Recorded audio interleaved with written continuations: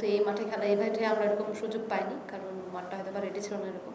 But outdoor স্টেডিয়ামের যতটুকু উইকেটে প্র্যাকটিস করা যায়, প্লাস গত সিরিজে যে জিনিসগুলো আমাদের ছিল ব্যাটারদের জন্য স্পেশালি, সো ওইভাবেই কোচিং স্টাফ ট্রাই করেছে কাজ করার।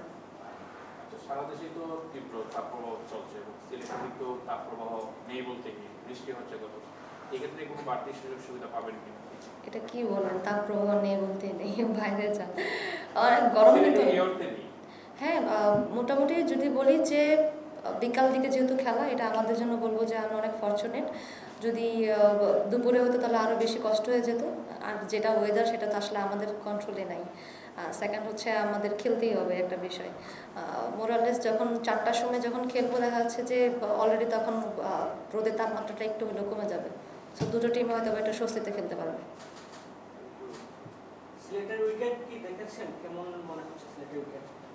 সিলেটের উইকেট কিন্তু বরাবরই খুব ভালো স্পোর্টি উইকেট, ব্যাটাররা রান করতে পারে, বড় স্কোর হয়। সো সেদিক থেকে টি-20তে সবাই চায় যেন স্কোর হোক। সো সেই ক্ষেত্র থেকে সিলেট বলবো আইডিয়াল একটা প্লেস টি-20 খেলার জন্য। সো আমি আশা করছি যে খুব ভালো একটা উইকেট পাবো, যেখানে বোদ্দা টিম সবাই কনফিডেন্সের সাথে খেলতে পারবে। ভারতের বিপক্ষে টি-20 সিরিজ সিলেটের মাঠে প্রথম ইন্ডিয়ার ক্যাপ্টেন যেটা বলে গেলেন সেটা হচ্ছে যে বাংলাদেশ মানে আগের চেয়ে অনেক পরিণত, তারা হচ্ছে টানটা ওভারঅল যদি বলেন যে ভারতের সাথে খেলতে গেলে একটা রাইভালরি ভাব চলে আসে মেয়েদের ক্রিকেটে, যেটা অনেক মিরপুর থেকে আমরা দেখছি। তো আলাদা হাইপ ক্রিয়েট হবে কিনা, আর হচ্ছে এখানকার ক্রিকেট কেমন হতে পারে, স্কোর কেমন হতে পারে যদি ধারণা দিতেন। প্রথমত দেখেন, জানি না যেটা আপনি বলতেছেন রাইভালরির কথা বা কিছু, যা পাস্টে অনেক কিছু হয়ে গেছে, যেটা হোয়াট এভার হ্যাপেন, ওটা তার আমরা আসলে ধরে বসে নাই। বাট গুড টু হিয়ার যে তারা বলতেছে যে আমরা আগের থেকে অনেক ম্যাচিউর টিম, দ্যাট মিনস তারা আমাদেরকে লাইটলি নেয় নাই অবশ্যই। সো ফার আমি যেটা চিন্তা করছি যে অপরচুনিটিসের দিকে দেখতেছি, কারণ ইন্ডিয়া একটা ভালো টিম এবং তারা কিন্তু ফুল প্যাকেজে এবার এসেছে। ওয়ার্ল্ড কাপে মোরালেস ওদের এই টিমটাই খেলবে। সো ওদের জন্য একটা গুড প্রিপারেশন আমাদের জন্য। ইন্ডিয়ার মতো টিমের এগেনস্টে 5টা টি-20 খেলা এবং টিমটাকে আমরা যে টাফ টাইমটা পার করে আসছি সেটার থেকে কাম ব্যাক করতে হলে অবশ্যই আমাদের ভালো ক্রিকেট খেলতে হবে। সো আমাদের টিমের জন্য একটা বড় অপরচুনিটি সিলেটের মাঠে আমি বলবো যে আমাদের অনেক বড় অর্জন নয় হয়তো বা, বাট ভালো ক্রিকেট খেলার কিছু গুড মেমোরিজ আছে। সো সেগুলোকে নিয়ে ইনশাল্লাহ চেষ্টা থাকবে আগামীকালকে ম্যাচের জন্য আমরা সেগুলো বেটার ওয়েতে ইমপ্লিমেন্ট করতে পারি। প্রথমে যদি আগে ব্যাটিং করার সুযোগ হয়, অবশ্যই যে উইকেট আমরা দেখছি 140+ বা 150+ একটা রান যদি আমরা দাঁড়া করতে পারি, তো সেই ক্ষেত্র থেকে তাদের জন্য অবশ্যই চেস করা ডিফিকাল্ট হতে পারে। বাট তবুও বলবো না, কারণ আসলে টি-20তে এখন বর্তমানে কোনো রানই আসলে সেফ না, সব কিছুই আসলে আনসেফ। যেভাবে আমরা আইপিএল দেখতেছি বা মেয়েদের WPL দেখেছি, ওখানে বড় বড় স্কোর দেখেছি, ওটাও চেঞ্জ হচ্ছে। তো সেই ক্ষেত্রে থেকে তবু বলবো 150+ বা 140+ রান যদি আমরা করি, সো আমাদের বোলিং অ্যাটাকের দিক থেকে আমরা ডিফেন্ড করাটা হয়তো বা একটু হলেও সহজ হবে। এশিয়া কাপ এবং বিশ্বকাপের আগেই হচ্ছে এই টুর্নামেন্টটা, এই ম্যাচগুলো হচ্ছে কতটা গুরুত্বপূর্ণ আপনাদের কাছে? ভারতের ক্যাপ্টেন যেটা বলেন যে তারা একটু স্পিনারদের দিকে একটু গুরুত্ব দিচ্ছেন, তারা নতুন দুজন স্পিনার দলে সংযুক্ত করেছেন, আপনাদের কোনো সংযুক্ত আছে কিনা বা কীভাবে পান? প্রথমত আমরা কিন্তু টিমের ভেতরে সব ধরনের স্পিনার্স আছে। সো আমাদের লেগ স্পিনার আছে, লেফট আর্ম আছে, প্লাস হচ্ছে রাইট আর্ম স্পিন আছে। সো আমাদেরও ভ্যারাইটিস আছে। উইকেট দেখে আসলে পার্টিকুলার ডেতে সব ডিসিশন নেওয়া যাবে যে আসলে কোন বোলিং স্ট্রেংথে গেলে আমাদের জন্য বেটার হবে। বাট যা উইকেটের কন্ডিশন দিচ্ছে, অবশ্যই বলাররা মোটামুটি স্পিনারে অনেক বেশি বেনিফিটেড হবে যেটুকু মনে হয়। আর সেদিক থেকে যদি বলি যে ওরাও স্পিনারের দিকে খেয়াল করতেছে, অনেক বেশি স্পিনার নিয়ে আসছে গতবারের তুলনায়। সো আমরাও বলবো যে বাংলাদেশি ব্যাটাররা কিন্তু স্পিন মোটামুটি এসব উইকেটে, নট মিরপুর, এসব উইকেটে ভালোই স্পিন ভালোই হ্যান্ডেল করে। সো এটাই, যদি টিম ওয়াইজ গেম প্ল্যানগুলো এক্সিকিউট করতে পারি অবশ্যই ভালো আছে।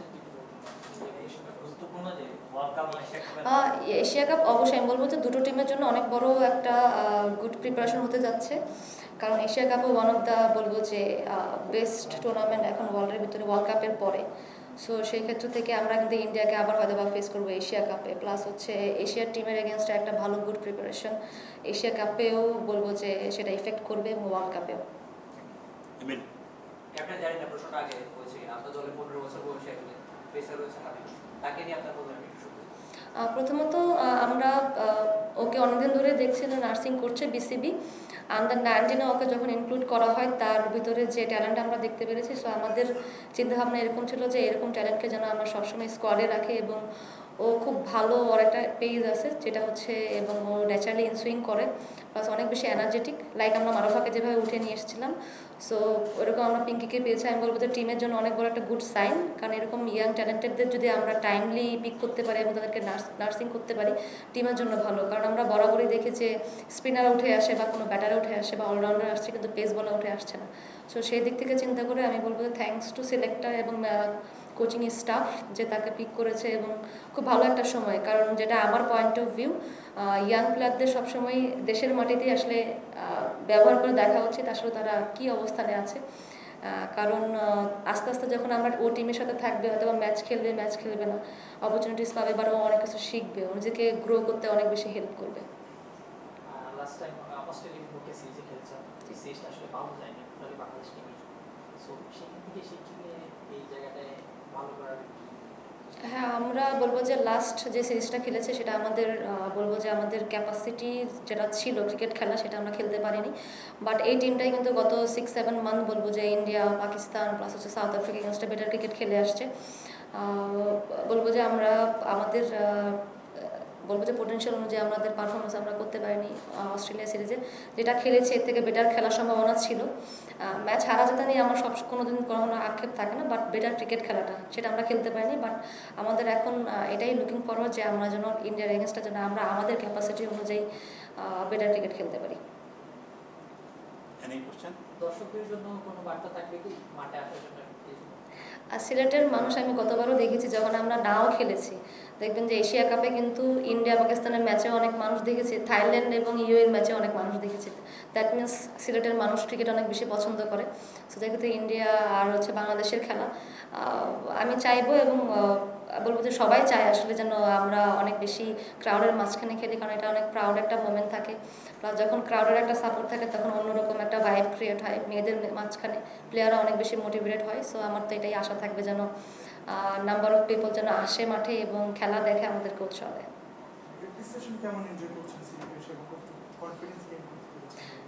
প্রথমত মাশাআল্লাহ, সিলেটের সবসময় বলবো যে সেকেন্ড গ্রাউন্ড আমাদের জন্য, কারণ আমরা যখনই কোনো ক্যাম্প হয় বা কোনো টুর্নামেন্ট হয় আমরা এখানেই খেলি। সো সিলেট বরাবরই আমাদের পছন্দের জায়গা।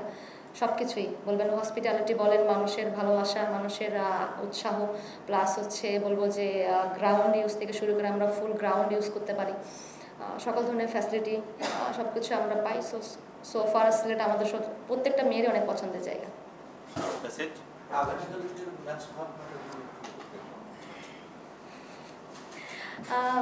দেখেন, কালকে তো ডিফারেন্ট ডে অবশ্যই, এবং বিকালের দিকে ম্যাচ, এবং যেহেতু বৃষ্টিও হচ্ছে, রাতের প্রায় দিনে আমরা বৃষ্টি দেখতে পাচ্ছি। বাট যদি হোল ডে একটা ভালো একটা মানে সান থাকে, উইকেটটা যদি ভালো থাকে, এবং উইকেট দেখার পরে আসলে প্রিপারেশন নেওয়া। বাট অবশ্যই চাইবো যে বলবো যে রেপুটেশন আমরা ক্রিয়েট করেছিলাম গত 6 মাস ভালো ক্রিকেট খেলে, হয়তো বা একটু হলেও আমরা পিছিয়ে চলে আসছি অস্ট্রেলিয়ার এগেনস্টে, এবং মানুষও অনেক বেশি হলো আমাদের প্রতি অনেক প্রত্যাশা ছিল, সেটা হয়তো বা একটু হলেও মলিন হয়েছে আমাদের জন্য। আমরা যেন সেই জিনিসটা আবার ব্যাক করাতে পারি, এটাই আমাদের সব থেকে বড় চাওয়া। কারণ আমাদের এই টিমটা বলবো যে অনেক বেশি হাইলাইটেড না, শুধুমাত্র মানুষের ভালোবাসা এবং মিডিয়া সাপোর্টেই কিন্তু আমরা এই পর্যন্ত, এবং অনেক বেশি এখন বিশ্ব দরবারে আমাদের টিমটা নিয়ে অনেক বেশি কথা হয়। সো সেই ভাইবটা যেন আমরা আবার নিয়ে আসতে পারি মানুষের ভিতরে এবং আপনাদের ভিতরে, সেটাই আমাদের চাওয়া থাকবে। Thank you.